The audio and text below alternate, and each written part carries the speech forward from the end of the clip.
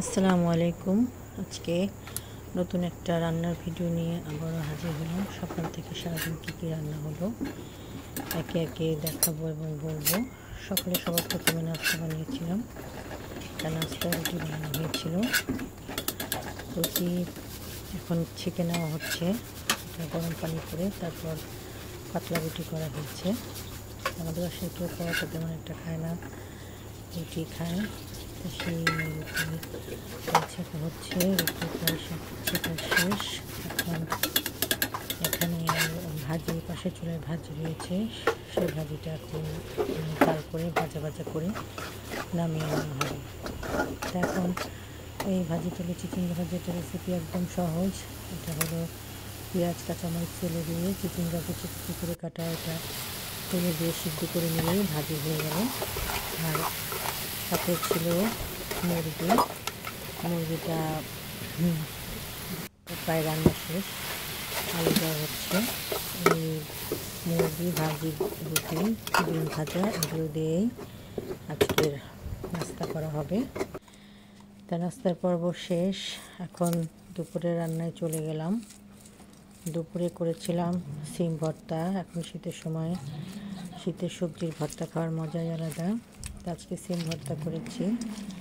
সিম সিদ্ধ করে তারপর সেটাকে পেঁয়াজ মরিচ কচলিয়ে, লবণ দিয়ে কচলিয়ে সিমটা ভালো করে কচলিয়ে নিয়ে এরপর এখানে হাতে মেপে সরিষার তেল দিয়ে মাখিয়ে নিয়েছি। তা এখন এটাই মাখিয়ে সুন্দর করে টেবিলে রেখে দেবো। এরপর যখন খাওয়ার সময় হবে তখন পরিবেশন করব। তা এরপর রান্না শুরু করলাম পুঁটি মাছ, ফুলকপি, সিম দিয়ে। এরপরে রান্না করেছি পালং শাক রান্না করেছি। পালং শাকটা একদম সহজ রেসিপি ছিল।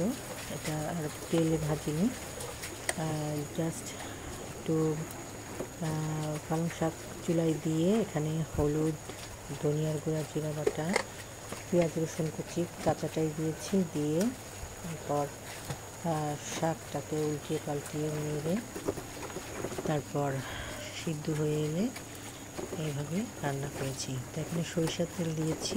সরিষার তেল দেওয়াতে এটা একটা সুন্দর একটা টেস্টি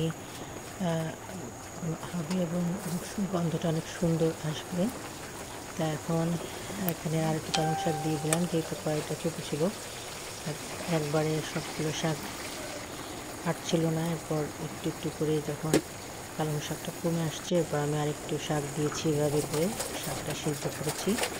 তা শাকটা ভালো করে সিদ্ধ হয়ে এলে উল্টিয়ে পাল্টিয়ে জাল করে ঝোল মাখা মাখা করে একদম ঝোল টেনে গেলে একসময় নামিয়ে নিয়েছি।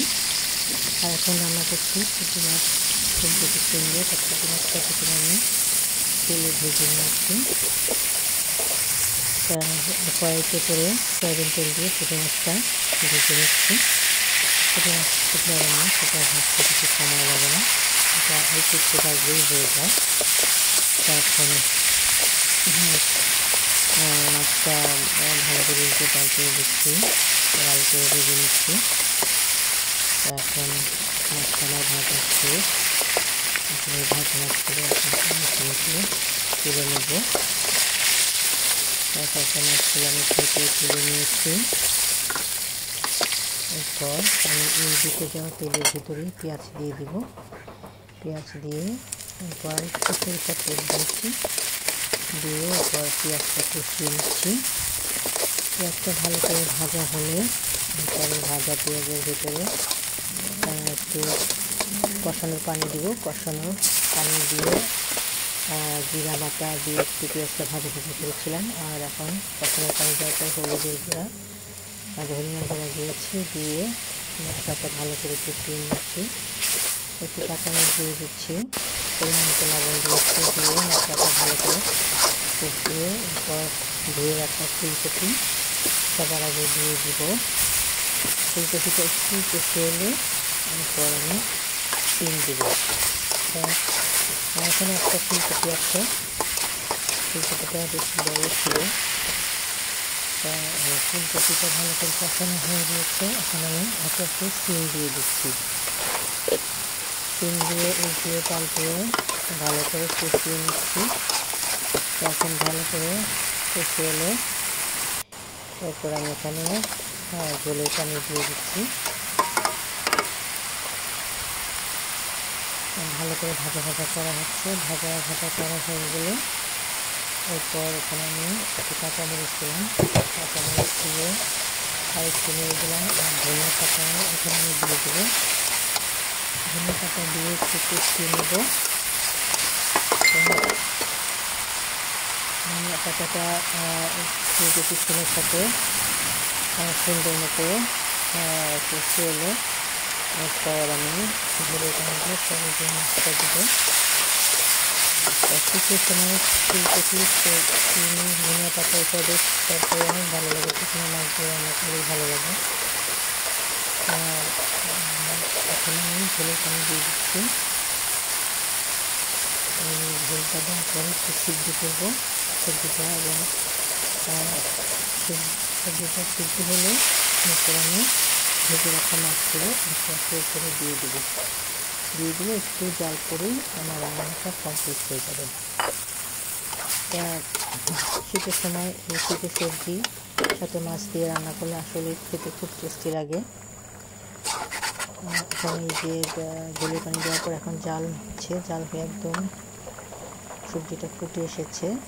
ঠিক সেই সময় আমি মাছগুলো একে একে দিয়ে দিলাম। তারপর মাছটা সুন্দর করে বিছিয়ে দেওয়ার পর এখন সুন্দর মতো জাল করছি। জাল হয়ে গেলে এরপর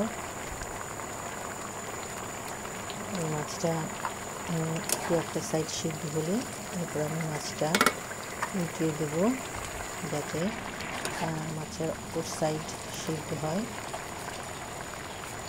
মাছটা উল্টিয়ে দেওয়ার পর মাছের অপর সাইড সিদ্ধ হয়ে গেলে এরপর কিছুটা সময় জাল করে এরপর নামিয়ে নেব।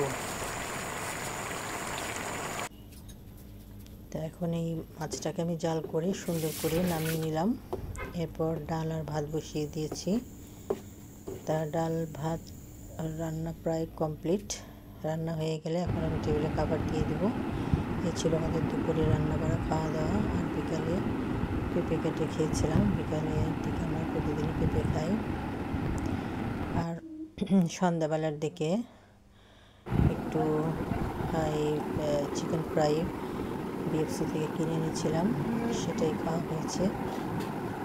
আর ঘরে তেমন কিছু বানাইনি আজকে, আসলে সেরকম বানানোর একটা ছিল না, বানানো হয় নাই।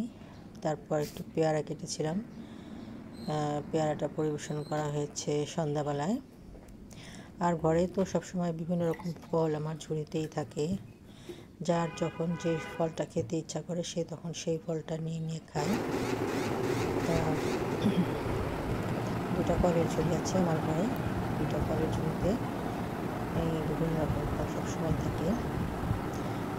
তা যে যখন যেটা পছন্দ করে সে তখন সেটা নিয়ে খায়। আর হলো প্রতিদিনই ডাব কাটা হয়, ডাব খাওয়া হয় প্রতিদিনই। ডাবের ভিডিওটা আজকে দেখাইলাম না, খেয়াল ছিল না। যাই হোক, আর আজকে আমাদের সারাদিনের এইগুলোই রান্না বান্না ছিল। সকালের নাস্তা থেকে রাত পর্যন্ত দুপুরে যে তরকারিগুলো ছিল সেগুলোই রাতে খাওয়া হয়েছে জাল দিয়ে। তাই এই ছিল আমাদের আজকে রান্না বান্না।